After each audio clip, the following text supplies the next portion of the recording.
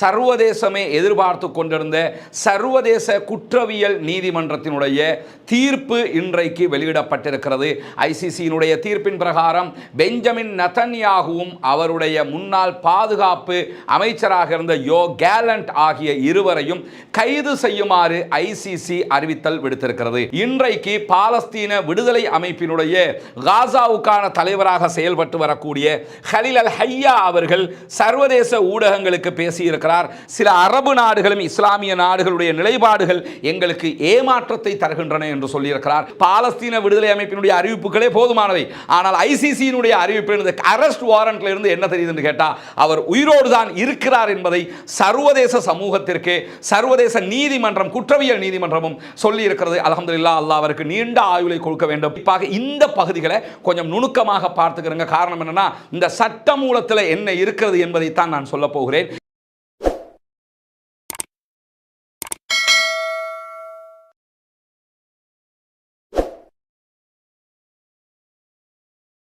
அஸ்ஸலாமு அலைக்கும் வரஹ்மத்துல்லாஹி வபரகாத்துஹு. பேரன்பிற்கினிய சகோதர சகோதரிகளை நம் அனைவர் மீதும் ஏக இறைவனுடைய அமைதியும் கருணையும் உண்டாகட்டுமாக என்கிற உயரிய பிரார்த்தனைகளோடு 412வது நாளாக காசாவிலும் காசாவையொட்டிய சர்வதேச நிலப்பரப்பிலும் என்னவெல்லாம் நடக்கிறது என்கிற செய்திகளைத்தான் இன்றைக்கும் நாம் பார்க்க இருக்கிறோம். இன்றைய நாளை பொறுத்தவரையில் மிகவும் மகிழ்ச்சிக்குரிய மிக முக்கியமான பல தகவல்களோடு இன்றைய நாளை நாம் சந்திக்க இருக்கிறோம். குறிப்பாக சர்வதேசமே எதிர்பார்த்து கொண்டிருந்த சர்வதேச குற்றவியல் நீதிமன்றத்தினுடைய தீர்ப்பு இன்றைக்கு வெளியிடப்பட்டிருக்கிறது. ஐசிசியினுடைய தீர்ப்பின் பிரகாரம் பெஞ்சமின் நெதன்யாகுவும் அவருடைய முன்னாள் பாதுகாப்பு அமைச்சராக இருந்த யோ கேலண்ட் ஆகிய இருவரையும் கைது செய்யுமாறு ஐசிசி அறிவித்தல் விடுத்திருக்கிறது. அந்த கைது எப்படி நடக்கப் போகிறது, கைது நடப்பது சாத்தியமா இல்லையா, இன்றைக்கு வெளியாகி இருக்கக்கூடிய தீர்ப்பினுடைய அம்சங்கள் என்ன என்பதையெல்லாம் பின்னால் நாம் விரிவாக பார்ப்பதற்கு முன்பதாக காசாவிலே இன்றைக்கு என்ன நடக்கிறது என்கிற செய்திகளை முன்னுரையாக நாம் பார்க்க இருக்கிறோம். குறிப்பாக நமக்கெல்லாம் தெரியும், நேற்றைய வீடியோவில் நம்ம சொல்லியிருந்தோம், காசாவுக்கு ஆதரவாக யுத்தத்தை உடனடியாக நிறுத்த வேண்டும் என்று சொல்லி பாலஸ்தீனத்திற்கு ஆதரவாக ஐநாவினுடைய பாதுகாப்பு கவுன்சிலில் 10 நாடுகள் ஒன்றிணைந்து ஒரு தீர்மானத்தை கொண்டு வந்திருந்த நிலையில் நாம் ஏற்கனவே சொன்னதை போலவே அந்த நாடுகளுடைய தீர்மானங்களுக்கு எதிராக வீட்டோ பவரை பயன்படுத்தி அந்த தீர்மானத்தை வலுவிழக்க செய்திருக்கிறது. அந்த தீர்மானத்தை கேன்சல் பண்ணி இருக்கிறது அமெரிக்கா என்கிற செய்திகள் வெளியாகி இருக்கிறது. ஐக்கிய நாடுகள் சபையில் அமெரிக்கா இஸ்ரேலுக்கு ஆதரவாக தன்னுடைய வீட்டோ பவரை தொடர்ந்து பயன்படுத்தி வருகிறது. அந்த அடிப்படையில் தான் இந்த நிலையையும் அவர்கள் எடுத்திருக்கிறார்கள். குறிப்பாக அமெரிக்காவில் தற்போது புதிய ஜனாதிபதி தேர்ந்தெடுக்கப்பட்டிருக்கிறார். ஆனால் இந்த வீட்டோ பவர் பயன்படுத்துவதற்கும் அந்த ஜனாதிபதிக்கும் சம்பந்தம் இல்லை என்பதையும் புரிந்து கொள்ள வேண்டும். இந்த நிமிடம் வரைக்கும் அமெரிக்காவினுடைய ஜனாதிபதியாக ஜோ பைடன் தான் செயல்பட்டு வருகிறார். ஜனவரி மாதத்திற்கு பிறகுதான் புதிய ஜனாதிபதி டொனால்ட் ட்ரம்ப் பதவியேற்பார் என்பதையும் இங்கே நாம் கவனிக்க வேண்டும். இப்படியான நிலையில தான் காசாவுக்குள்ள கடந்த 24 மணி நேரத்துக்குள்ள 71 அப்பாவி சகோதரர்கள் கொல்லப்பட்டிருக்கிறார்கள், ஷஹீதாகி இருக்கிறார்கள் என்கிற செய்திகள் வெளியாகி இருக்கிற அதே நேரம் 176 பேர் படுகாயம் அடைந்திருக்கிறார்கள் என்கிற செய்திகளும் வெளியாகி இருக்கிறது. குறிப்பாக காசாவுல பல பகுதிகளில் தாக்குதல்கள் நடத்தப்பட்டு வந்தாலும் அண்மைய நாட்களாக கிட்டத்தட்ட 50 நாட்களாக நார்த் காசா வடக்கு காசா பகுதிகளில் தான் உச்சகட்ட யுத்தம் நடைபெற்று வருகிறது. அங்கே இருக்கக்கூடிய சுதந்திர போராளிகளும் பதிலடி தாக்குதல்களை நடத்தி வருகிற அதே நேரம் நார்த் காசாவை தங்களுடைய பகுதி என்று அறிவித்துக் கொள்வதற்காகவே முயற்சி செய்கிறது இஸ்ரேலிய ஆக்கிரமிப்பு பயங்கரவாத அரசாங்கம். அந்த அடிப்படையில் தான் ஜபாலியா, பைத்துலாகியா உள்ளிட்ட பல பகுதிகளிலும் உச்சகட்ட தாக்குதலை நடத்தி வருகிறார்கள். இன்றைக்கு நடத்தப்பட்டிருக்கக்கூடிய தாக்குதலில் தான் 71 அப்பாவிகள் கொல்லப்பட்டிருக்கிறார்கள், ஷஹீதாகி இருக்கிறார்கள். 176 பேர் இதுவரைக்கும் படுகாயம் அடைந்திருக்கிறார்கள் என்கிற செய்திகளும் வெளியாகி இருக்கிறது. இந்த மாதிரியான நேரத்தில் தான் எடியோத் அஹ்ரோனோத் என்கிற இஸ்ரேலிய பத்திரிகை இன்றைக்கு இஸ்ரேலிய ராணுவ அதிகாரிகளை மேற்கோள் காட்டி ஒரு முக்கியமான செய்தியை வெளியிட்டிருக்கின்றன. அந்த முக்கியமான செய்தியில் அவர்கள் சொல்லக்கூடிய தகவல் என்னவென்று சொன்னால், பாலஸ்தீன விடுதலை அமைப்பை அழித்து விட்டோம், பாலஸ்தீன விடுதலை அமைப்பினுடைய செயல்பாடுகளை நிறுத்திவிட்டோம் என்றெல்லாம் அடிக்கடி இஸ்ரேலிய அதிகாரிகள் மீடியாக்களுக்கு முன்னாடி வந்து பேசிக்கிட்டு இருக்கிறாங்க. ஆனால் அத்தனையும் பொய் என்கிறது எடியோத் அஹ்ரோனோத். குறிப்பாக பாலஸ்தீன விடுதலை போராட்ட அமைப்பினுடைய தலைவராக செயல்பட்ட ஷேக் ஜெனரல் யஹியா சின்வார் அவர்கள் கொல்லப்பட்டதை தொடர்ந்து இனிமேல் பாலஸ்தீன விடுதலை அமைப்பு எழுந்து நிற்காது, இனிமேல் பாலஸ்தீன விடுதலை அமைப்பால் செயல்பட முடியாது என்றெல்லாம் சொல்லப்பட்ட நேரத்தில் அண்மையில் வெளியாகி இருக்கக்கூடிய இஸ்ரேலிய இராணுவத்தினுடைய உளவு தகவல்களின் பிரகாரம் பாலஸ்தீன விடுதலை அமைப்பு மீண்டும் புத்தெழுச்சியோடு கட்டமைக்கப்பட்டு மிக தெளிவான தாக்குதல்களை திட்டமிட்ட வகையில் நடத்தி வருகிறது என்கிற செய்திகளை இன்றைக்கு இஸ்ரேலிய ஊடகமாக இருக்கக்கூடிய எடியோத் அஹ்ரோனோத்தே ஒப்புக்கொண்டு அறிவித்திருக்கக்கூடிய செய்திகளும் பதிவு செய்யப்பட்டிருக்கக்கூடிய நேரத்தில் தான் இன்றைக்கு பாலஸ்தீன விடுதலை அமைப்பினுடைய காசாவுக்கான தலைவராக செயல்பட்டு வரக்கூடிய ஹலீல் அல் ஹையா அவர்கள் சர்வதேச ஊடகங்களுக்கு பேசியிருக்கிறார். ஹலீல் அல் ஹையா அவர்களுடைய பேட்டி இன்றைக்கு வெளியாகி இருக்கிறது. அதிலே மிக தெளிவான ஒரு செய்தியை ஹலீல் அல் ஹையா அவர்கள் சொல்லியிருக்கிறார்கள். பாலஸ்தீன விடுதலை அமைப்பினுடைய மிக முக்கியமான தலைவராக இருக்கிறார். அவர் சொல்லுகிறார், இஸ்ரேலுடைய இனப்படுகொலை எந்த விதத்தில் தொடர்ந்தாலும் பாலஸ்தீனம் ஒருபோதும் சரணடையாது என்பதுதான் யதார்த்தமானதும் கூட. அதையே தான் அவரும் வழிமொழிந்திருக்கிறார். பாலஸ்தீனம் என்பது நம்முடைய வரலாற்றோடு முழுமையாக சம்பந்தப்பட்ட ஒரு தேசமாக இருக்கிறது. பாலஸ்தீனத்தில் யுத்தம் நடக்கும், பாலஸ்தீனம் அழிக்கப்படுகிறது, பாலஸ்தீனத்திலே ஒட்டுமொத்த அழிவுகளை இந்த உலகம் பார்த்து கொண்டு இருந்தாலும் பாலஸ்தீனத்தை மொத்தமாக சரணடைய செய்வது என்பது நிகழாத ஒரு விஷயமாகத்தான் இருக்கும் என்பதையும் நாம் புரிந்து கொள்ள வேண்டும். பேச்சுக்கு வேணும்னா பாலஸ்தீனத்திற்கு எதிராக இந்த இஸ்ரேலுடைய பணத்திற்காக இஸ்ரேலுக்காக ஜால்ரா அடிக்கக்கூடியவர்கள் வேண்டுமென்றால் பாலஸ்தீனம் காலி, இனிமேல் எடுக்க ஒன்றும் இல்லை என்றெல்லாம் சொல்ல முடியும். ஆனால் யதார்த்தமாக பாலஸ்தீனத்தை சரணடைய செய்ய முடியாது. 1948களில் இருந்து இந்த வரலாற்றை நாம் கண்ணுக்கு முன்னால் பார்த்து வருகிறோம். யஹியா சின்வார் மட்டுமல்ல, அதற்கு முன்பதாக பல தளபதிகளை பாலஸ்தீனம் இழந்தாலும் மீண்டும் பல தளபதிகளோடு நெஞ்சை நிமிர்த்தி நின்றிருக்கிறது என்பதையும் நாம் இந்த இடத்திலே கவனிக்க வேண்டும். அந்த அடிப்படையில் தான் பாலஸ்தீன விடுதலை அமைப்பினுடைய காசாவுக்கான தலைவராக இருக்கக்கூடிய ஹலீல் அல் ஹையா அவர்கள் இந்த செய்தியை தெரிவித்திருக்கிறார். குறிப்பாக அவர் என்ன சொல்றாருன்னு கேட்டா, சில அரபு நாடுகளும் இஸ்லாமிய நாடுகளுடைய நிலைப்பாடுகள் எங்களுக்கு ஏமாற்றத்தை தருகின்றன என்று சொல்லியிருக்கிறார். அதற்கான காரணம் என்னன்னா, இந்த போர்ல சவுதி அரேபியா, எகிப்து, டர்க்கி உள்ளிட்ட பல நாடுகள் ஒட்டுமொத்தமாக உதவி செய்ய வேண்டும் என்று உலகமே நினைத்தாலும், மனிதநேயம் உள்ள அத்தனை பேரும் நினைத்தாலும், நெஞ்சில் ஈரம் உள்ள அத்தனை பேரும் நினைத்தாலும் இந்த நாடுகள் ஒட்டுமொத்தமான ஒத்துழைப்பை கொடுக்காமல் இருக்கிறார்கள். அறிக்கை போர் விடுத்துக் கொண்டிருக்கிறார்கள்.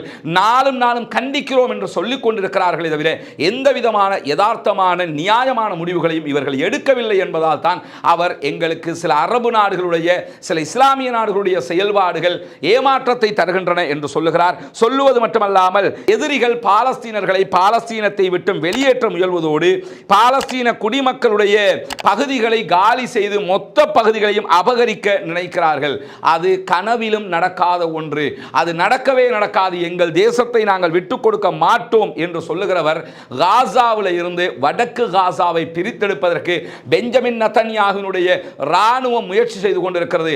எங்களுடைய ராணுவம் அதிலிருந்து மக்களையும் காப்பாற்றி நாட்டையும் மீட்டுக் கொள்வதற்கு முழுமையாக அர்ப்பணிப்போடு முயற்சி செய்கிறது என்று சொல்லுகிறார் ஹலீல் அல் ஹையா அவர்கள். இங்க என்ன கவனிக்கணும்னு கேட்டா, இந்த ஹலீல் அல் ஹையா அண்மையில் நீங்க பார்த்திருப்பீங்க, குறிப்பாக பெசக்ஷியன், மசூத் பெசக்ஷியன் அவர்களுடைய பதவியேற்பு விழாவிலே ஹலீல் அல் ஹையாவும் கலந்து கொண்டிருந்தார்.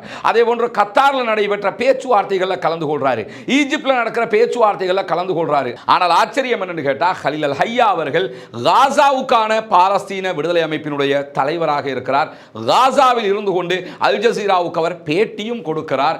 அல் ஜசீராவுக்கு பேட்டி கொடுப்பது மட்டுமல்லாமல் திடீரென்று ஈஜிப்டில் நிற்கிறாரு, திடீரென்று கத்தாரில் நிற்கிறாரு. இங்க உள்ள ட்விஸ்டே என்னன்னு கேட்டா, நாங்கள் அத்தனையும் கண்காணிக்கிறோம், எங்களுக்கு தெரியாமல் ஒன்றும் நடக்காது என்று சொல்லக்கூடிய இஸ்ரேலுக்கு ஹலீல் அல் ஹையா எப்படி போகிறார், எப்படி வருகிறார் என்பதை கண்காணிக்க முடியாமல் இருப்பது மட்டுமல்லாமல் எகிப்து போன்ற முனாஃபிக்குகளுக்கு கூட அதை கண்காணிப்பதற்கான முழுமையான அவகாசம் கிட்டாமல் இருப்பதுதான் பாலஸ்தீன விடுதலை அமைப்பினுடைய மிக முக்கியமான தந்திரோபாயம் என்பதையும் நாம் இங்கே புரிந்து கொள்ள கடமைப்பட்டிருக்கிறோம். அது மட்டுமல்லாமல் இன்றைக்கு ஹலீல் அல் ஹையா அவர்கள் சொல்லுகிற நேரத்தில் யூத ஜியோனிச அரசை அமைப்பதற்கு நீங்கள் ஆசைப்படுவது நடக்கவே நடக்காது என்று சொல்லுகிறார். சொல்லுவது மட்டுமல்லாமல் பாலஸ்தீன மக்கள் மீது அழுத்தம் கொடுத்து அவர்களை சரணடையுமாறு வற்புறுத்துகிறீர்கள். ஒருபோதும் எங்கள் மக்கள் சரணடைய மாட்டார்கள். சரணடைகிறதுனா இவ்வளவுக்கும் சரண்டர் ஆகியிருப்பாங்க. இதை விட சரண்டடைகிறதுக்கு வேற என்ன வேண்டி இருக்குது? சும்மா சொல்லுங்க, நினைச்சு பாருங்க. ஒரு அரை மணி நேரத்துக்கு ஒரு குழந்தை அங்கே கொல்லப்படுகிறது. ஒரு நாளைக்கு 10க்கு மேற்பட்ட குழந்தைகள் ஒரு காலை அல்லது 2 காலையும் இழக்கிறார்கள். 17,000 குழந்தைகளுக்கு தாய் அல்லது தகப்பன் அல்லது 2 பேருமே இல்லை என்கிற நிலை இருக்கிறது. 17,000 குழந்தைகள் மொத்தமாக கொல்லப்பட்டிருக்கிறார்கள், ஷஹீதாகி இருக்கிறார்கள். இதை விட வேறு என்ன அழிவுகள் வேண்டி இருக்கிறது? அங்கே எடுப்பதற்கு ஒன்றுமே இல்லை. பட்டினிச்சாவிலே மக்கள் துவண்டு கொண்டிருக்கிறார்கள். இப்படி இருந்தும் அந்த மக்கள் சரணடையவில்லை. அதுதான் அவர்களுடைய ஈமானிய பலம், அதுதான் அவர்களுடைய கொள்கையின் உறுதி, அதுதான் அவர்களுடைய தாய் நாட்டுக்கான நேசம். அது எங்கள் தேசம் என்பதில் உறுதியாக இருக்கிறார்கள் என்பதையும் நாம் இங்கே புரிந்து கொள்ள வேண்டி இருக்கிறது. இந்த மாதிரியான நேரத்தில் தான் இன்றைக்கு நாம் எல்லாம் எதிர்பார்த்திருக்கக்கூடிய மகிழ்ச்சிகரமான செய்தி வெளியாகி இருக்கிறது. அதாவது ICC international court of justice என்று சொல்லக்கூடிய சர்வதேச குற்றவியல் நீதிமன்றம் இன்றைக்கு பரபரப்பான தீர்ப்பை வெளியிட்டிருக்கிறது. உண்மையிலே சொல்ல போனா இந்த தீர்ப்பெல்லாம் வராது என்று சொல்லித்தான் நான் கூட நினைச்சுக்கிட்டு இருந்தேன். ஏன்னா இதெல்லாம் சாத்தியமா, இவனுக்கு எதிராக தீர்ப்பெல்லாம் சொல்லுவாங்களா என்றெல்லாம் நினைத்து கொண்டிருந்த நேரத்தில் தான் அனைவருடைய, அதாவது இஸ்ரேலிய ஆதரவாளர்களுடைய முகத்திலே கரியை பூசும் விதமாக ICC இடம் இருந்து இன்றைக்கு பெஞ்சமின் நெதன்யாகுவையும் அதே போன்று முன்னாள் பாதுகாப்பு அமைச்சராக இருந்த யோ கேலண்டையும் கைது செய்யுமாறு அரெஸ்ட் வாரண்ட் பிறப்பிக்கப்பட்டிருக்கிறது. இதோடு சேர்த்து பாலஸ்தீன விடுதலை அமைப்பினுடைய முக்கியஸ்தராக இருக்கிற, குறிப்பாக பாலஸ்தீன விடுதலை அமைப்பின் இராணுவ பிரிவினுடைய உருவாக்குனரும் இராணுவ பிரிவினுடைய கமாண்டருமாக இருக்கக்கூடிய முகமது லைஃப் அவர்களையும் கைது செய்யுமாறு அரெஸ்ட் வாரண்ட் பிறப்பிக்கப்பட்டிருக்கிறது. இங்க ஒரு விஷயத்தை நீங்க கவனிக்கணும். என்னன்னா, முகமது லைஃப் அவர்கள் கொல்லப்பட்டு விட்டார்கள் என்று இந்த யுத்தத்தில் 3 முறை இஸ்ரேலிய ஆக்கிரமிப்பு பயங்கரவாத இராணுவம் அறிவித்திருந்தது. பாலஸ்தீன விடுதலை அமைப்பினுடைய தலைவர்களாக கொல்லப்பட்டவர்களை நமக்கு தெரியும். இஸ்மாயில் ஹனியா அவர்கள் கொல்லப்பட்டார்கள் ஈரானுக்குள் வைத்து. அது நமக்கு அத்தனை பேருக்கும் தெரிந்த ஒரு விவகாரம். அதே போன்று ஷேக் ஆரூரி அவர்கள் லெபனானில் வைத்து கொல்லப்பட்டார்கள். அதே போன்று இறுதியாக ஷேக் ஜெனரல் யஹ்யா சின்வார் அவர்கள் காசாவுக்குள் வைத்து கொல்லப்பட்டார்கள், ஷஹீதாக்கப்பட்டார்கள். இப்படி இந்த தலைவர்கள் கொல்லப்பட்டதெல்லாம் நமக்கு தெரியும். அவங்களோட பாடியை நம்ம பார்த்தோம். ஜனாசா விவகாரங்கள் எல்லாம் எல்லோருக்கும் தெரிந்த விவகாரமாக இருக்கிறது. ஆனால் முகமது லைஃபை கொன்றுவிட்டோம் என்று 3 தடவை சொன்னார்கள். ஏற்கனவே யஹ்யா சின்வார் 6 தடவை கொண்டதாக சொல்லிக்கிட்டு இருந்தாங்க. அப்படி இருக்கிற நேரத்தில் முகமது லைஃபுடைய பாடியை இந்த நிமிஷம் வரைக்கும் அவங்க எங்கேயுமே காட்டல. பாலஸ்தீன விடுதலை அமைப்பு முகமது லைஃப் அவர்கள் கொல்லப்பட்டதாக எந்த இடத்திலும் அறிவிக்கவும் இல்லை. இந்த நேரத்தில் தான் நமக்கு இந்த ICC-னுடைய அரெஸ்ட் வாரண்ட்ல இருந்து ஒரு செய்தி தெரிய வருகிறது. அது என்ன செய்தி என்று சொன்னால், 2 பேர் மீது கைது அரெஸ்ட் வாரண்ட் கொடுக்கப்பட்டிருக்கிறது. பெஞ்சமின் நெதன்யாகுவினுடைய இடதுபுறத்திலே இருக்கக்கூடியவர், வலதுபுறத்திலே காட்சிப்படுத்தப்படக்கூடிய யோ கேலண்ட், இந்த 2 பேருக்கும் கைது அரெஸ்ட் வாரண்ட் கொடுக்கப்பட்டிருப்பதை போலவே தான் முகமது லைஃப் அவர்களுக்கும் அரெஸ்ட் வாரண்ட் கொடுக்கப்பட்டிருக்கிறது. முகமது லைஃப் அவர்கள் யார் என்று சொன்னால், எனக்கு பின்னால் காட்சிப்படுத்தப்படக்கூடிய இந்த புகைப்படத்தில் இருப்பவர் தான் முகமது லைஃப் என்று சொல்லப்படுகிறது. குறிப்பாக என்னன்னா, முகமது லைஃபை தேடினால் இந்த புகைப்படம் தான் வரும். நம்ம இவர் தான் முகமது லைஃப் என்று எதை வச்சு சொல்றோம்னா, அல் ஜசீரா இவரை முகமது லைஃப் என்று வகைப்படுத்தி இருக்கிறார்கள். ஆனால் இது கிட்டத்தட்ட 15 ஆண்டுகளுக்கு முன்னால் எடுக்கப்பட்ட புகைப்படம். இப்ப முகமது லைஃப் எப்படி இருப்பாருங்கிறது யாருக்குமே தெரியாத, அவருடைய எந்த புகைப்படமும் அண்மை காலத்தில் எங்குமே எடுக்கப்படவில்லை என்கிற நிலையில தான் இவருடைய முகமது லைஃபை பொறுத்தவரை அவருடைய 2 கால்களும் இடுப்புக்கு கீழால் ஒர்க் பண்ணாது, வீல் சேர்ல தான் செயல்படுவார். அவருடைய உடல் தான் ஊனமே தவிர சிந்தனை ஊனம் கிடையாது. மிக துல்லியமான தளபதி, மிகச் சிறந்த போர் வீரன். இத்தனை நாட்களாக பாலஸ்தீன விடுதலை அமைப்பின் இராணுவத்தை வழிநடத்துகிற மேஜர் ஜெனரலாக, கமாண்டராக செயல்பட்டு கொண்டிருக்கிறார். இந்த நிலையில் 1965 கான் யூனுஸ் அகதிகள் முகாமில் தான் முகமது லைஃப் அவர்கள் பிறந்தார்கள். 1987 நடந்த முதலாவது இன்திஃபாதா அல்லது பாலஸ்தீன எழுச்சியின் போது பாலஸ்தீன விடுதலை அமைப்போடு இணைந்து கொண்ட முகமது லைஃப் அவர்கள் அவருடைய பெயரை முகமது லைஃப் என்று சொல்லி மாற்றிக்கொண்டார். இவருடைய உண்மையான பெயர் முகமது மஸ்ரி. முகமது மஸ்ரி என்கிற பெயரை தான் முகமது லைஃப் என்று மாற்றிக்கொண்டார். இன்றைக்கும் இவருடைய சகோதரர் முகமது லைஃப் அவர்களுடைய சகோதரர் உயிரோடு இருக்கிறார். அவரும் பாலஸ்தீன விடுதலை அமைப்பினுடைய முக்கியமான தளபதிகளில் ஒருவர். குறிப்பாக தற்போது அந்த இராணுவத்தை வழிநடத்துகிறது இந்த 2 சிங்கங்கள் என்று சொல்லப்படுகிறது. அதோடு சேர்த்து ஷேக் யஹ்யா சின்வார் அவர்களுடைய சகோதரர் முகமது சின்வார் அவர்களும் இந்த படையணியை வழிநடத்துகிறார் என்று சொல்லப்படுகிறது. குறிப்பாக யஹ்யா சின்வாருடைய மரணத்துக்கு பிறகு பாலஸ்தீன விடுதலை அமைப்புடைய தலைவர்கள் யார் என்கிற செய்திகள் இதுவரைக்கும் ரகசியமாக வைக்கப்பட்டுக் கொண்டிருக்கிறது. முழுமையாக இந்த படையணியை மிக துல்லியமாக இவர்கள் வழிநடத்தி கொண்டு வருகிறார்கள். அந்த வகையில் தான் முகமது லைஃப் அவர்கள் மஸ்ரி என்கிற தன்னுடைய பெயரை மாற்றிக் கொண்டிருந்தார். 1989 ஆண்டு முதல் பாலஸ்தீன இன்திஃபாதாவுடைய உச்சத்தில் லைஃப் அவர்கள் இஸ்ரேலிய ஆக்கிரமிப்பு பயங்கரவாத இராணுவத்தினால் கைது செய்யப்பட்டு கிட்டத்தட்ட 16 மாதங்கள், கிட்டத்தட்ட 1.5 ஆண்டுகள் சிறைவாசம் அனுபவிக்கப்பட்டிருந்தார். அதற்கு பிறகு 1990களில் பாலஸ்தீன விடுதலை அமைப்பினுடைய இராணுவ பிரிவாக செயல்படக்கூடிய அமைப்பை உருவாக்குகிறவர்களில் இவரும் ஒருவராக செயல்பட்டார். அதாவது அபிஷியல் இராணுவமாக அதை கட்டமைத்தவர் இவர்தான். பயிற்சிகள் வழங்கப்பட்டு அதுக்குரிய யூனிஃபார்ம் அபிஷியலாகவே கட்டமைத்தவர்களில் இவர் ஒருவர். 20 ஆண்டுகளுக்கு மேலாக படைப்பிரிவுக்கு தலைமை தாங்கி வருகிறார். இஸ்ரேல் தைஃபினுடைய முன்னோடியாக செயல்பட்ட தைஃபினுடைய ஆசிரியராக செயல்பட்டவரும் இந்த பாலஸ்தீன விடுதலை அமைப்பினுடைய இராணுவ பிரிவினுடைய மிக முக்கியமான முன்னாள் தலைவருமாக செயல்பட்ட சலா ஷஹாதா அவர்களை கொன்றதற்கு பிறகு இவர்தான் பாலஸ்தீன விடுதலை அமைப்பின் இராணுவத்தை வழிநடத்தி வருகிறார். 2002ஆம் ஆண்டில் இருந்து குறிப்பாக பாலஸ்தீன விடுதலை அமைப்பின் நவீன இந்த சுரங்கப்பாதைகளை வடிவமைத்தனுடைய மூளையாக செயல்படுகிறவர் முகமது லைஃப் என்று சொல்லப்படுகிறது. அது மட்டுமல்லாமல் முகமது லைஃப் அவருடைய முழு குடும்பமும் இஸ்ரேல் ஆக்கிரமிப்பு பயங்கரவாத இராணுவத்தினால் 2014ஆம் ஆண்டே கொல்லப்பட்டு விட்டது. அதோடு சேர்த்து இதுவரைக்கும் அவர் சுரங்கங்களுக்குள் இருந்து சமூகத்தையும் இராணுவத்தையும் வழிநடத்தி வருகிறார். இன்று வரைக்கும் போராடி கொண்டிருக்கிறார். அது மட்டுமல்லாமல் இப்பொழுது நடக்கிற இந்த அக்ஸா வெள்ளம் என்கிற இந்த யுத்தத்தில் மூளையாகவே இவர்தான் செயல்பட்டார் என்று சொல்லப்படுகிற நிலையில தான் பெஞ்சமின் நெதன்யாஹுவுக்கும் அதே போன்று அவருடைய பாதுகாப்பு அமைச்சர் யோ கேலண்ட்டுக்கும் எப்படி கைது வாரண்ட் கொடுக்கப்பட்டிருக்க அரெஸ்ட் வாரண்ட் கொடுக்கப்பட்டிருக்கிறதோ அதே போன்றுதான் தற்போது இவருக்கு எதிராகவும் முகமது லைஃபுக்கு எதிராகவும் ஐசிசியில இருந்து அரெஸ்ட் வாரண்ட் கொடுக்கப்பட்டிருக்கின்றன.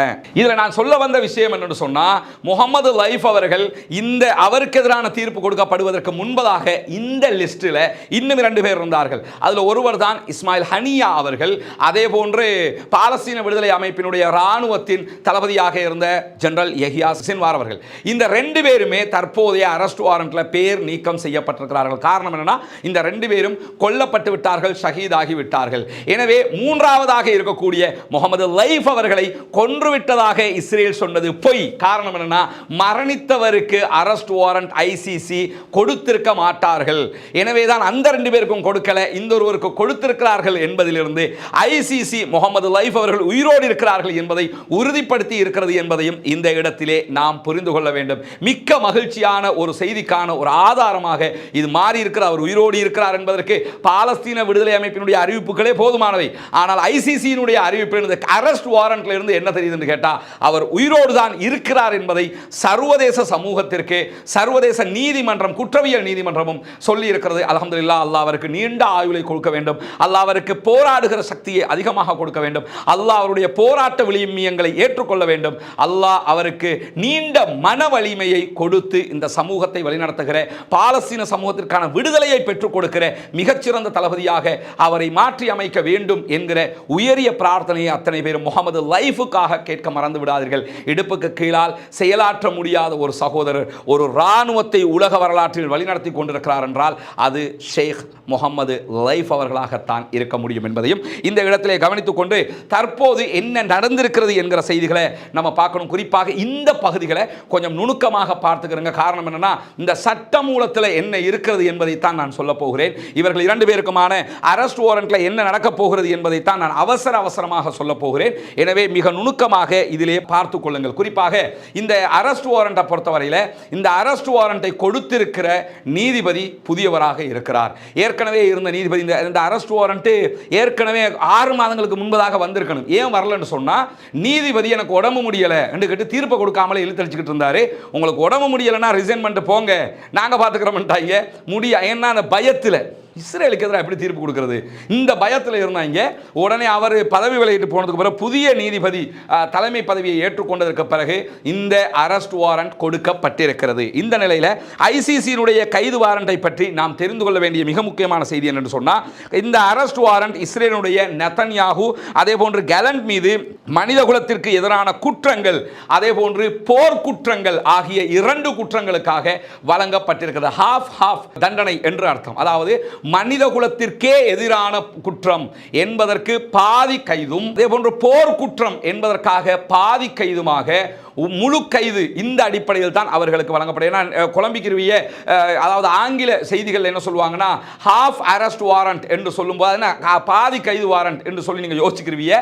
பாதின்னா அதுக்கு பாதி இதுக்கு பாதி 100% கைது வாரண்ட் தான் கொடுக்கப்பட்டிருக்கிறது என்பதை முதலில் புரிந்து கொள்ளுங்கள். அதே போன்று இந்த 2 பேரும் வேண்டுமென்றே அதே போன்று தெரிந்து கொண்டே காசாவில் இருக்கக்கூடிய பொதுமக்களுடைய உயிர் வாழ்வதற்கான வாழ்வாதாரத்தை தடுத்திருக்கிறார்கள் என்று நம்புவதற்கான நியாயமான காரணங்கள் இருப்பதாக அடித்து சொல்கிறது ஐசிசி. இதுதான் ஐசிசியிலே கண்ட மாபெரும் வெற்றி.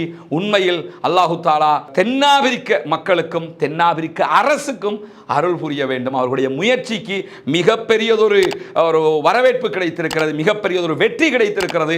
எந்த ஒரு அரபு நாடும் செய்வதற்கு தயங்கியதை சவுத் ஆப்பிரிக்கா செய்திருக்கிறது என்பதையும் இங்கே நாம் கவனித்துக் கொள்ள வேண்டும். அது மட்டுமல்லாமல் இதில் சொல்லப்படுகிற விஷயம்தான், பாலஸ்தீன மக்களுக்கு மனிதாபிமான உதவிகளை தடுத்து, அவர்களுக்கு உணவுகள் இல்லை, மருந்துகள் இல்லை, தண்ணீர் இல்லை, இதை தடுப்பதனூடாக இவர்கள் அவர்களை இயற்கைக்கு மாறாக மரணிப்பதற்கு தூண்டுகிறார்கள் என்பதற்கு ஆதாரம் இருக்கிறது என்கிறது ஐசிசி. அது மட்டுமல்லாமல் ஜூலை மாதம் கொல்லப்பட்டதாக இஸ்ரேல் கூறும் ஹமாஸினுடைய, அதாவது ஜூலை மாதமே தெய்வ நாங்க கொண்டுட்டோம் என்று சொல்றாங்க. கொன்னவர்களாம் அரெஸ்ட் வாரண்ட் கொடுக்க மாட்டாங்க, ஆனா அவருக்காகவும் இந்த அரெஸ்ட் வாரண்ட் கொடுக்கப்பட்டிருக்கிறது. அதற்கு ஐசிசி சொல்லக்கூடிய காரணமும் இந்த இரண்டு காரணம் தான். மனித குலத்திற்கு எதிரான குற்றத்தை அவர் செய்திருக்கிறார். அதே போன்று பேரழிவை உண்டாக்கக்கூடிய யுத்த குற்றத்தில் ஈடுபட்டிருக்கிறார். அக்டோபர் 7 இஸ்ரேல் மீது தாக்குதல் நடத்தினதை வச்சு யுத்த குற்றத்தில் ஈடுபட்டிருக்கிறார் என்று சொல்லி இருக்கிறார்கள். அதெல்லாம் அவங்களுக்கு பிரச்சனையே கிடையாது. ஏன்னா இந்த தீர்ப்புனால, பின்னாடி நான் சொல்லுவேன், இந்த தீர்ப்புனால யாருக்கு என்ன நஷ்டம்னு, எந்த நஷ்டமும் பாலஸ்தீன விடுதலை அமைப்பை சேர்ந்தவர்களுக்கு வராது. ஏன்னா அவங்க அது ஒரு விதமான தியாகங்க. அதெல்லாம் நம்ம நினைச்சு கூட பார்க்க முடியாது. அதாவது பிறந்ததில் இருந்து தங்களுடைய காசாவை தாண்டி அவர்கள் எங்கும் செல்ல வேண்டிய தேவை இருக்கவில்லை. வெளிநாட்டில் இருந்து யாரெல்லாம் இயங்குறாங்களோ அவங்க இயங்குறாங்க.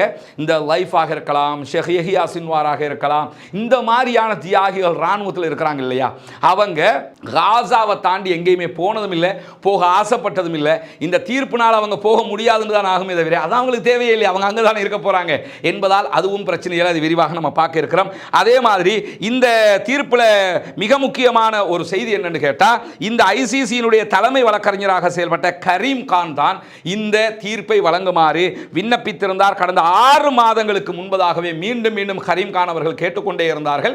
கேட்டுக்கொண்டிருந்ததற்கு அதாவது விசாரணை வழக்கு தாக்கல் சவுத் ஆப்பிரிக்கா பண்றாங்க, அதெல்லாம் நடக்குது. விசாரணையை பண்ணி தலைமை வழக்கறிஞராக கரீம் கான் செயல்படுறாரு. அவர் எத்தனையோ முறை கேட்டாரு. அதை நம்ம ஏற்கனவே பல விடுத்தம் பேசி இருக்கிறோம். சவுத் ஆப்பிரிக்காவுடைய வழக்கறிஞர்கள் எப்படி செயல்பட்டார்கள் என்பதெல்லாம் பேசி இருக்கிறோம். அப்படியான நிலையில தான் இன்றைக்கு இந்த தீர்ப்பு வந்திருக்கிறது. இந்த தீர்ப்பை இஸ்ரேலுடைய எதிர்க்கட்சி தலைவர் லாபிட், அதே போன்று முன்னாள் பாதுகாப்பு அமைச்சர் லிபர்மேன் உள்ளிட்ட பல முக்கிய இஸ்ரேலிய அதிகாரிகள் கண்டித்திருக்கிறார்கள் என்று சொல்லியிருக்க. கண்டிக்காம பாராட்டுவாங்களா? ஏன்னா இதை இவங்க கனவுல நினைக்கல. அதுக்கு ஒரு காரணம் முன்னாடி நான் சொல்றேன். அதே மாதிரி நீங்க நினைச்சுக்கிட்டீங்கன்னா அவங்க என்ன சொல்றாங்கன்னு கேட்டா, இது நியாயமானது, சர்வதேச சமூகத்தினுடைய இரட்டை முகத்தை காட்டுகிறது. நீ எல்லாம் பேசலாமாடா இப்படி?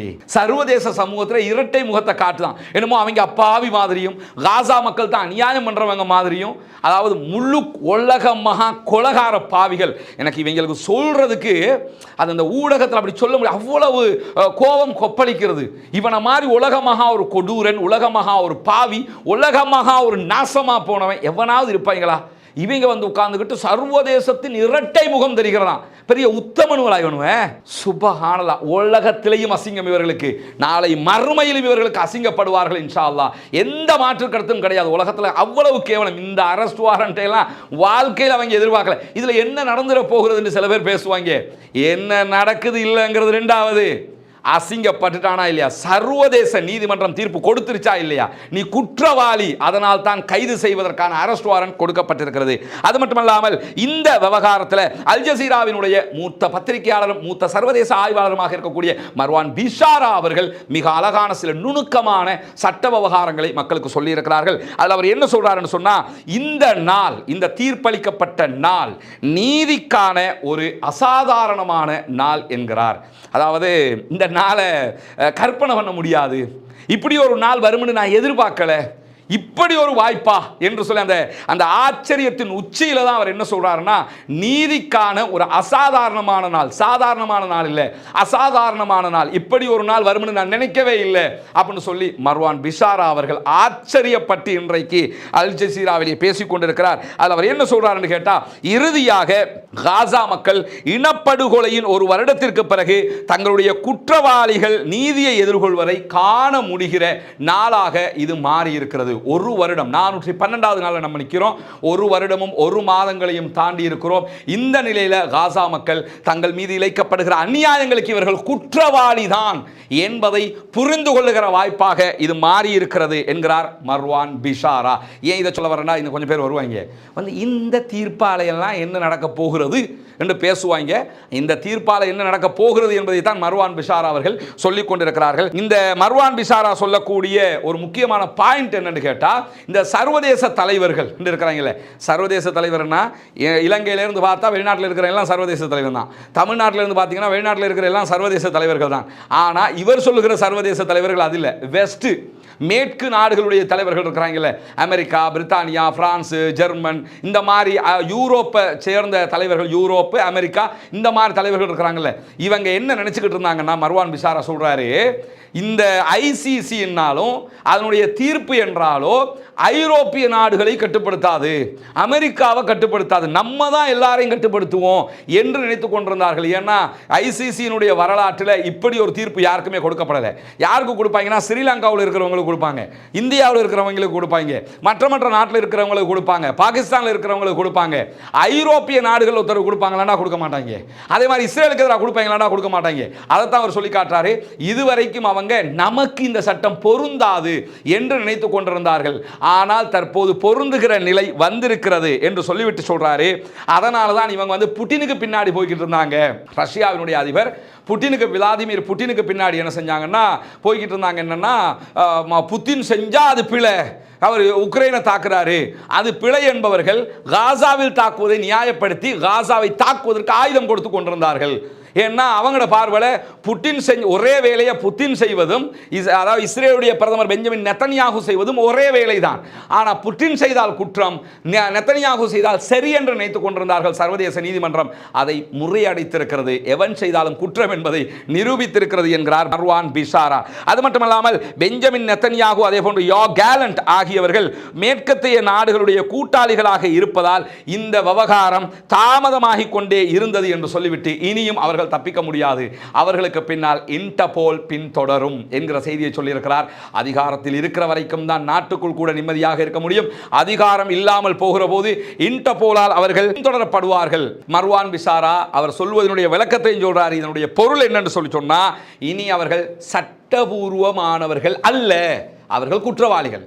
அவங்க நாட்டுக்குள்ள பிரதமர்னு சொல்லிக்கிறலாம், நாட்டுக்குள்ள வேறு எதையாவது சொல்லிக்கிறலாம்.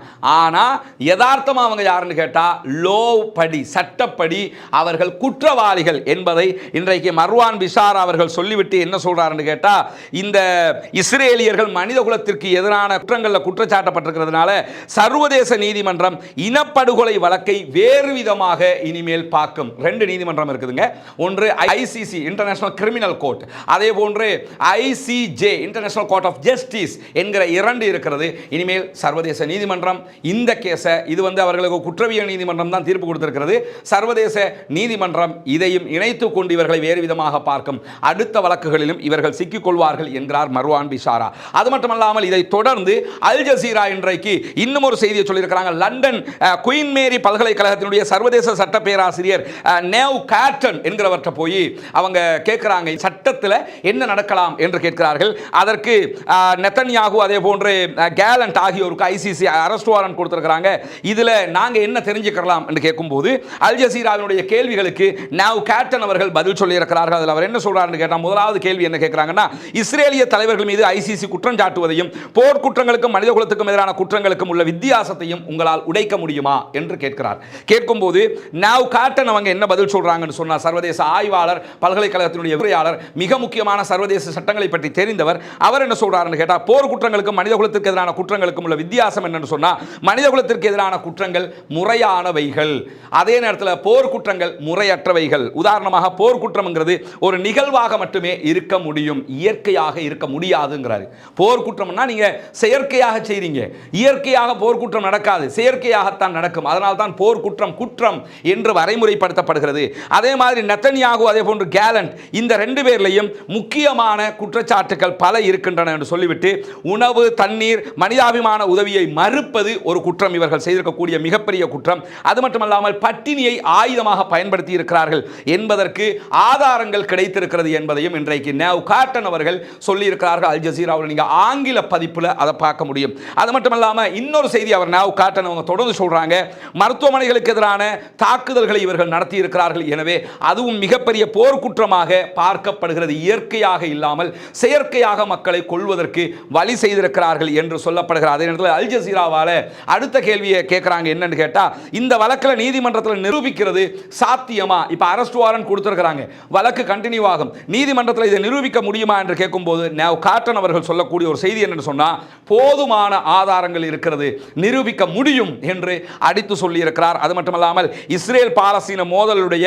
உணவை ஆயுதமாக பயன்படுத்துவது இது புதிதல்ல, ஏற்கனவேயும் இதே அநியாயத்தை இவர்கள் செய்திருக்கிறார்கள், 20 ஆண்டுகளாக இதைத்தான் செய்து கொண்டிருக்கிறார்கள் என்று சொல்லக்கூடியவர் இப்படி பயன்படுத்தப்பட்டிருக்கிறது, உணவு ஆயுதமாக பயன்படுத்தப்பட்டிருக்கிறது என்பதற்கு போதிய சான்றுகள் இருக்கிறது என்று அடித்து சொல்லி இருக்கிறார். அதாவது உணவு ஆயுதமாக பயன்படுத்தலைன்னா உணவு கொடுக்காம இருக்கிறது, அது ஒரு ஆயுதம், பசியிலே சாக விடுறது.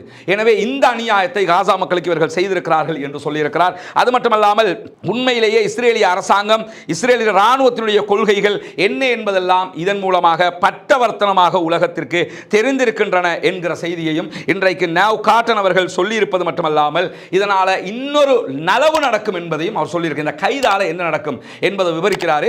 கைதால என்ன நடக்கும் என்று சொன்னா, இஸ்ரேலுடைய தலைவர்கள் வெளிநாடு பயணங்களை மேற்கொள்கிற போது கைது செய்யப்பட முடியும். அதாவது யோ கேலண்டும் நெத்தனியாகவும் வெளிநாடுகளுக்கு பயணம் மேற்கொள்கிற போது அவர்கள் கைது செய்யப்படலாம். அதே போன்று ஆயுத விற்பனைகள் நிறுத்தப்படலாம். இந்த இரண்டும் இதனால் செய்யப்படலாம் என்று சொல்லும்போது நடைமுறையில் நெத்தனியாகு அதே போன்று யோ கேலண்ட் ஆகியோருக்கு எதிராக இந்த அரெஸ்ட் வாரண்ட்டுகள் வழங்கப்பட்டிருக்கிற நேரத்தில் ஏதாவது மாற்றம் வருமா என்று சொல்லி அல் ஜசீரா கேட்குறாங்க.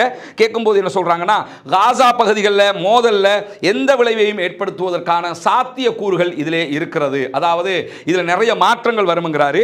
எந்த அளவுக்கு மாற்றம் வரும் என்று அவர் சொல்றாருன்னு கேட்டால், முதலாவது ரோம் சட்டத்தில் கையொப்பமிட்டவர்கள் அதே போன்று ஐசிசியினுடைய உறுப்பினர்கள் தங்கள் நாட்டுக்கு இவர்கள் வருகிற போது இவர்களை கைது செய்ய முடியும். ரோம் சட்டம் என்று இருக்கு, ரோம் லோ. அந்த ரோம் சட்ட மூலத்தில் கையெழுத்திட்ட நாடுகள் இருக்கிறார்கள். அதே போன்று ஐசிசியில் கையெழுத்திட்ட நாடுகள் இருக்கிறார்கள். இஸ்ரேல் ஐசிசியில் கையெழுத்திடலை, அதையும் கவனிச்சுக்கிறங்க. எனவே ஐசிசியில் கையெழுத்திட்டு இருக்கக்கூடிய நாடுகளுக்கு இவர்கள் வந்தால் கைது செய்யப்படலாம். நான் அறிந்து இலங்கையும் ஐசிசியில் கையெழுத்திட்டு இருக்கிறாங்க. எனவே இலங்கைக்கு வந்தாலும் இலங்கை அரசு நினைத்தால் இவர்களை கைது செய்ய முடியும். அரபு நாடுகள் எல்லாமே பெரும்பாலும் இந்த ஐசிசியில் கையெழுத்திட்டு இருக்கிறாங்க. எனவே அரபு நாடுகளுக்கு இவர் பயணித்தாலும், குறிப்பாக யுஏஇக்கு இவர் போகலாம், மற்ற நாடுகளுக்கு போகலாம், போகிற நேரத்தில் இவர் கைது செய்யப்படலாம். அதே போன்று ஐரோப்பிய நாடுகளில் பல நாடுகள் ஐசிசியில் கையெழுத்து போட்டிருக்கிறாங்க. பல முக்கிய நாடுகள் ரோம் லோவில் கையெழுத்து போட்டிருக்கிறாங்க. அதாவது 2லையும் கையெழுத்து போட்ட நாடுகளும் இருக்கிறாங்க, 2ல் 1ல் கையெழுத்து போட்ட நாடுகளும் இருக்கிறாங்க. எதில் கையெழுத்து போட்டாலும் அந்த நாடுகள் இவர்கள் தங்கள் நாடுகளுக்கு வருகிற போது, நாடுகளை கடந்து செல்கிற போது கைது செய்வதற்கான வாய்ப்பாக இது மாறும். இந்த வாய்ப்பு அவர்களுக்கு கிடைக்கிறது. குறிப்பாக சர்வதேச நீதிமன்றத்தை நிறுவிய ரோம் சட்டத்தில் 124 நாடுகள் கையெழுத்திட்டு இருக்கிறார்கள். எனவே இந்த நீதிமன்ற தீர்ப்பை அவர்கள் அமுல்படுத்துவதற்கான வாய்ப்பாக அமுல்படுத்த வேண்டிய கட்டாயம் அவர்களுக்கு உண்டாகும் என்று சொல்லி இன்றைக்கு அல் ஜசீராவுடைய கேள்விகளுக்கு குறித்த ஆய்வாளர் சொல்லியிருக்கிற பதில்களை நாம் பார்க்க முடிகிறது.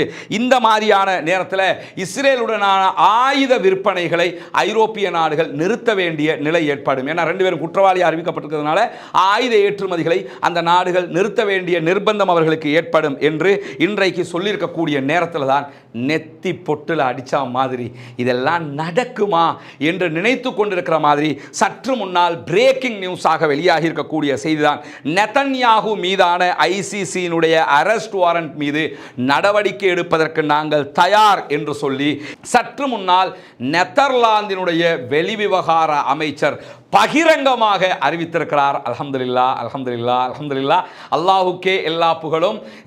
இந்த தீர்ப்பினூடாக அவர் சொல்லியிருக்கக்கூடிய ஒரு முக்கியமான செய்தி என்னன்னு சொல்லி சொன்னால், இஸ்ரேலுடைய தலைவர் அதாவது பெஞ்சமின் நெதன்யாகு டச்சு மண்ணுக்கு வந்தார் என்று சொன்னால், நெதர்லாந்து, டச்சுன்னா நெதர்லாந்துக்கு வந்தார் என்று சொல்லி சொன்னால் அவர் கைது செய்யப்படுவார் என்பதை இன்றைக்கு நெதர்லாந்தினுடைய பாராளுமன்றத்துக்கு என்ன சொல்லுவாங்கன்னா, வெல்ட்காம் பிரதிநிதிகள் சபை என்று சொல்வார்கள். வெல்ட்காம் பிரதிநிதிகள் சபையில் இன்றைக்கு இந்த தீர்ப்பு வந்து சற்று நேரத்துக்குள்ள அவர் அறிவித்திருக்கிறார். டச்சு மண்ணுக்கு வந்தால் நாங்கள் அரெஸ்ட் பண்ணுவோம் என்றாரு.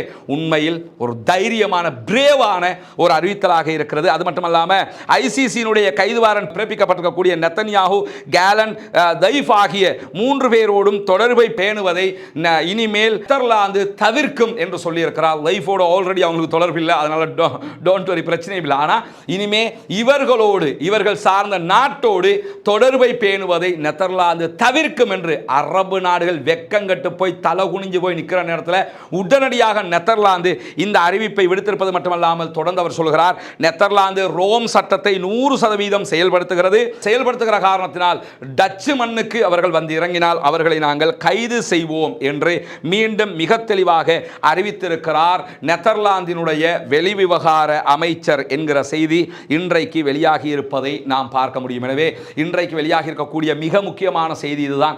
நெதர்லாந்தினுடைய இந்த அறிவிப்பு உண்மையிலே பாராட்டப்படக்கூடிய ஒரு அறிவிப்பு.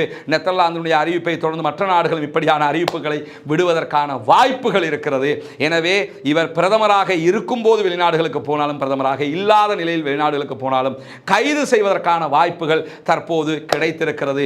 இது பாலஸ்தீனத்துக்கு இவர்கள் செய்த அநியாயத்திற்கு கிடைத்த மாபெரும் தண்டனையாகவும் இந்த இடத்தில் நாம் பார்க்க முடியும். இன்றைக்கு நிறைய தாக்குதல்கள் ஹிஸ்புல்லாக்களால் நடத்தப்படுகிறது.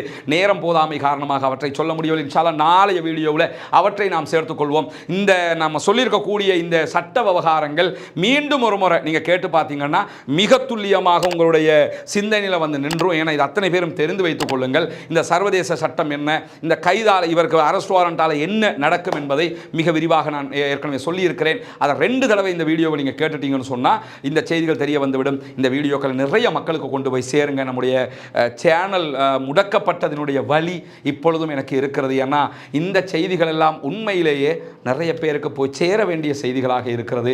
ஆனால் குறைவான ஆட்களுக்கு தான் நம்ம கொண்டு போய் சேர்க்க முடிகிற அளவுக்கு நம்ம புதிய சேனலில் நம்ம கொண்டு போக வேண்டி இருக்கிறது. எனவே சப்ஸ்கிரைப் பண்ணாத சகோதரர்கள் ரஸ்மின் எம்ஐசி டாக்ஸ் என்கிற நம்முடைய இந்த சேனலை சப்ஸ்கிரைப் பண்ண சொல்லுங்கள். இந்த செய்திகளை நிறைய பரப்புங்க.